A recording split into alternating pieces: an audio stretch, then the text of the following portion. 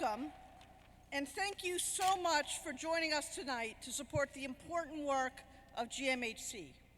I would like to acknowledge at the outset my fellow board members who are here tonight.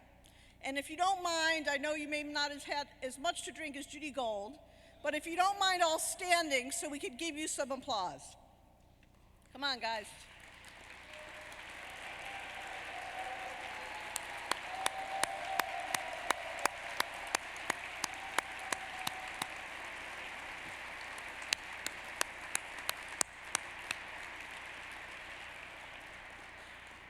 I am so proud to announce that I've asked my good friend and my Jewish, New York City, lesbian, adopted, much taller sister, Judy Gold, to join GMHC's board, and she has agreed to become GMHC's newest board member.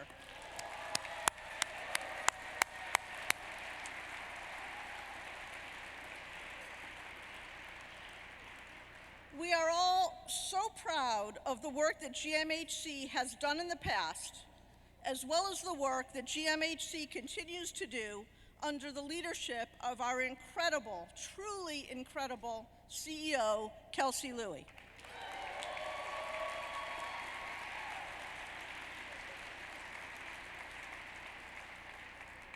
Tonight, we are so honored to be able to honor three other leaders who understand what GMHC does, what GMHC has done, and most importantly, what still needs to be done. These three individuals all know that sometimes you need to scream and shout. Sometimes you need to acknowledge your allies, and sometimes you need to spread messages of love, hope, pride, and understanding. Our three honorees tonight have all lived lives of struggle, of hope, and of shouting, and each has accomplished so much. First, an author and artist whose speech at the 1992 Republican Convention was hailed by the New York Times as having brought AIDS home to America. Next, an Academy Award-winning screenwriter whose film about Harvey Milk and play about the Proposition 8 trial brought the stories of our struggles for civil rights home to millions of Americans. And third and finally, a visionary philanthropist who made GMHC a primary, if not the primary, New York resource, the place to go to be tested for HIV. While it is Mary Fisher, Dustin Lance Black, and Louis Bradbury who we present with awards tonight, please understand and know that every single one of you in this room deserves our sincere thanks for being here. These are interesting times that we are living in, to say the very least. Perhaps never before has a major party candidate running to be president used the language and symbolism of hate, of ignorance, and of divisiveness the way that such words are being used today. While LGBT people and while people with HIV/AIDS have not yet been the target of Donald Trump's ire, much of what he says and the angry emotions that he invokes remind me of the way things were when a man named Larry Kramer first found his voice, when gay men were still dying by thousands on the streets of New York City and elsewhere, and when no one, I mean no one, seemed to care.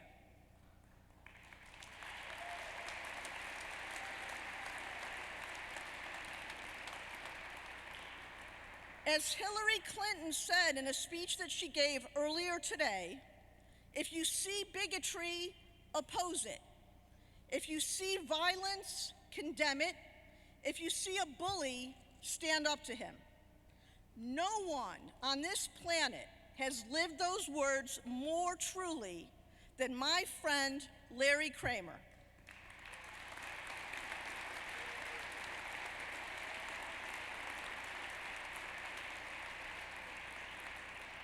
Larry has never been afraid to speak and to call out hate, fear, and hypocrisy when they rear their ugly heads. Indeed, one positive, maybe the only positive thing that has come out of the presidential campaign so far is a renewed focus and attention on HIV and AIDS and how to find a cure and how to end the epidemic once and for all. So please help me welcome tonight one of this country's greatest heroes and perhaps its greatest rebel, even after Alexander Hamilton, Larry Kramer.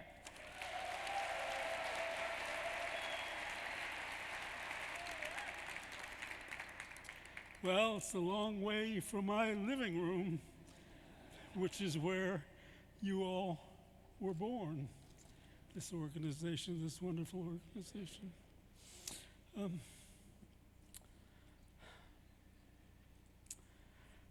I'm here to tell you about someone whom I adore. Mary Fisher is a world-renowned artist, sculptor, jewelry maker, fabric designer, AIDS activist.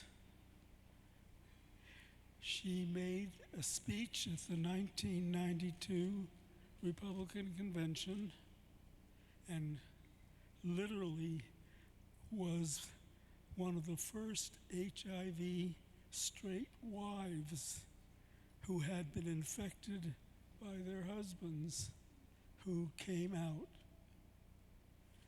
It's probably why you all don't know much about Mary, because she felt she could be much more useful directing all her energy to people like herself, women, straight women particularly.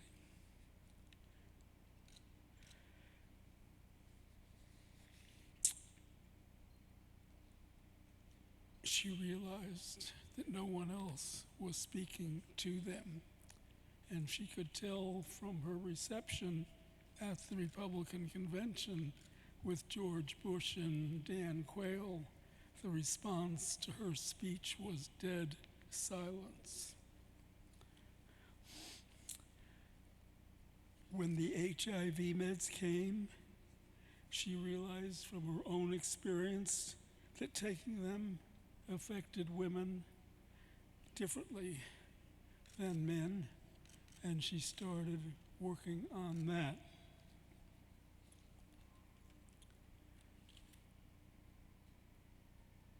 She goes around the world, literally, making speeches, reaching out. For me, her most moving achievement is this. On an official visit to Africa, she noticed the incredible handiwork that the women there made, as well as heard their stories of incredible poverty. Concentrating first on Zambia, she toured the country, teaching the women how to make jewelry of relatively simple design. Then she arranged for a network of stores in America, led by Macy's, to sell these, every penny of which goes back to the woman who made the piece of jewelry, whose name is on whatever it is you buy. By now, she's worked with women in 15 different countries in Africa, Asia, and Latin America. You should know that education in Africa is not free. These women are so incredibly grateful to have money to send their kids to school. Letters of gratitude like I have never seen are scrapbooks and scrapbooks in Mary's studio, thanking her for the kids' education, for school fees, for food, roofs over their heads, and many times to get out of an abusive relationship. By now, she has the foundation that funds many programs fighting ignorance, stigma, and discrimination, speaking out as advocates on behalf of those who cannot speak for themselves. She never seems to sit still, writing her books, making her appearances, traveling to new countries to set up jewelry classes. One woman has done all of this. One person. It should serve as an inspiration to everyone what one person is capable of doing. It is an extraordinary contribution, a noble calling. She certainly has been an inspiration to me. I love her and I adore her, and I'm so proud to give her this award that seems to have my name on it.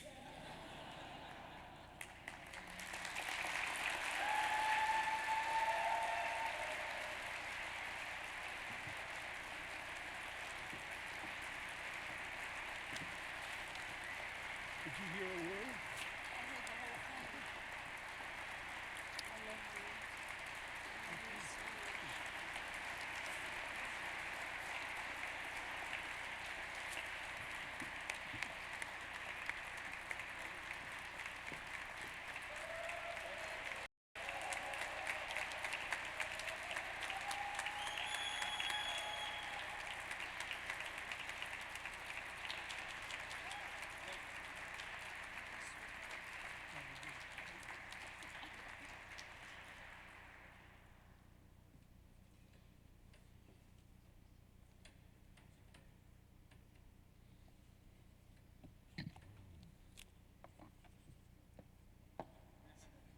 I can be as tall as you. Larry, thank you. Thank you very much. The potential for public figures to be misunderstood is enormous. He's been called vengeful and vindictive, unreasonable and unkind. His take no prisoners approach to public events and public policy have left politicians and newsmakers wondering if he'd prefer a scorched earth option. Some said he had married a politics of hatred to a palpable desire for violence, inciting followers to rage and riot. But enough about Donald Trump.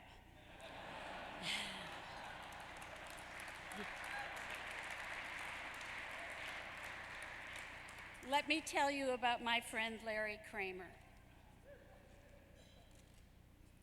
I had said a few words at the 1992 Republican Convention while members of ACT UP were outside the auditorium picketing, screaming, and throwing loaded condoms.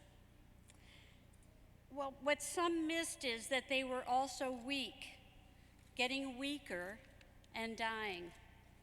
It was a time of wasting and dying, a moment when scientists fumbled towards some treatment while those of us infected stumbled from hospice to hospice, failed hope to failed hope.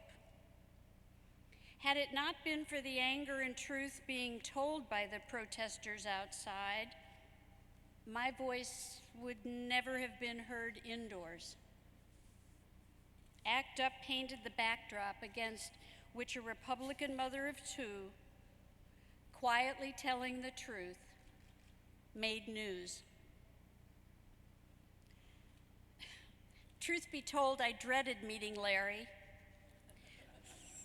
I thought he would look me up and down well, which at my height doesn't take very long, and tell me what a disappointment I was, how I had sided with the enemy, and how thoroughly he despised me.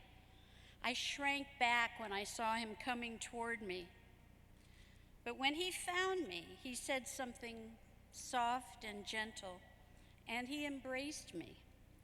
In a very real sense, the embrace has never ended.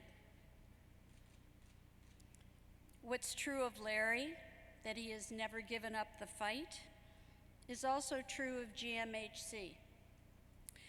Founded as an act of desperation, it became the beacon of hope, not only for gay men, but for all who the virus found. When other organizations and foundations packed their boxes and went home, GMHC kept the lights on. It matters. It matters a great deal, because we have again entered the dark days of deceit among those who would claim the mantle of leadership. You must stay the course for all of us now, as you have in the past. And these are the days when those with Larry Kramer's courage are being tested. What fuels Larry's anger is hypocrisy and deceit and self-righteous claims of decency and false promises that betray. He does not care who the author of the falsehoods may be or how they are promoted.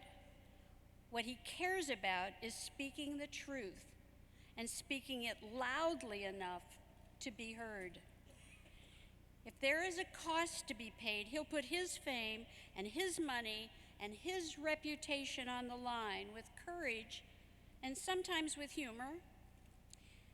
For decades, he has stood up to power on behalf of those, all of those who were powerless.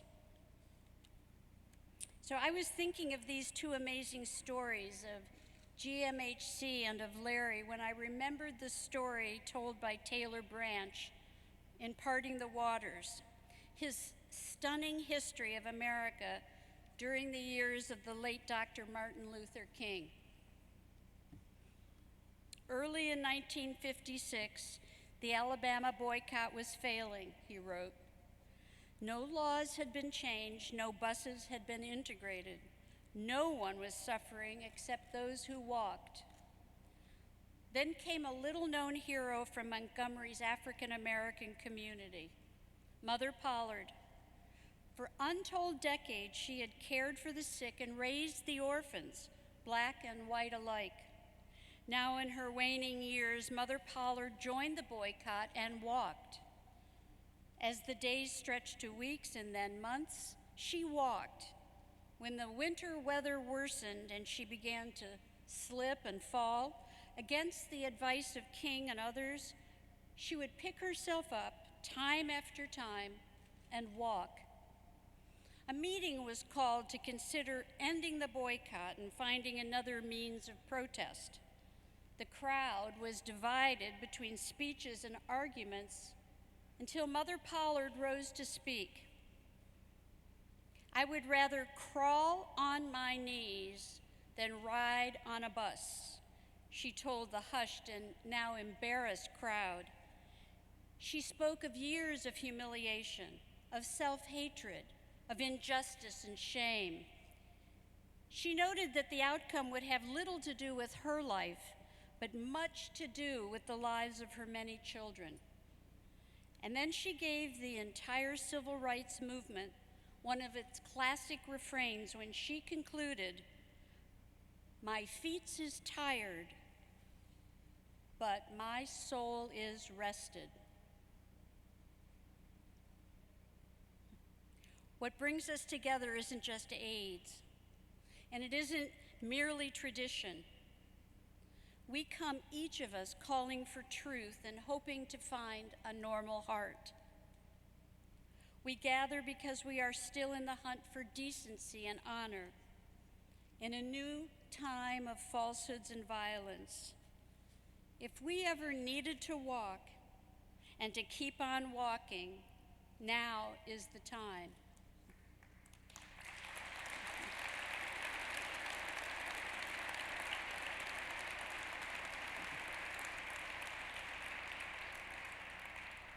to GMHC my thanks for this high honor. And to the man who loves more graciously than anyone can possibly imagine, I hope we will walk together until we are laid down together. May your courage be eternal, Larry, and may your soul be rested. I love you. Good night.